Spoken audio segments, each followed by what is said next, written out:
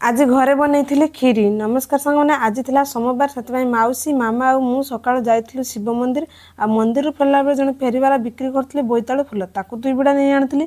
तापर टिके मिठा दुकान मिठा आ क्षीर दुकान क्षीर नहीं घर को आसिलु। आज दीपर खाइबारे बनई कांकड़ आलू झोल बोईतालु फूल पिठा आ सुसुनी शाग कलरा भजा। ए सब को खाई सारा पर संध्यारे बनई खीरी। प्रथमे घीओरे पाइस चाउल भाजी देइथिली तापर सेतरे पानी दे 3-4टा सिटी मार देइथिली। तापर फुटुतबा क्षीररु अल्प क्षीर काढी सेतरे अमूल पाउडर को मिसई देइथिली आ ताकू नै क्षीर गोळई देली भल भाबरे। तापर सिजा चाउल को भल भाबरे घांटी देली आ सेही सिजा चाउल को आनी अल्प अल्प क्षीर रे मिसईथिली जेमति तार मेंडा न रहि जाय। जते बेले क्षीर फुटुतला सेते बेले मु काजू गुडी को काटि नेथिला आ तापर काजू आ किसमिस को भल भाबरे घी रे भाजी आनली।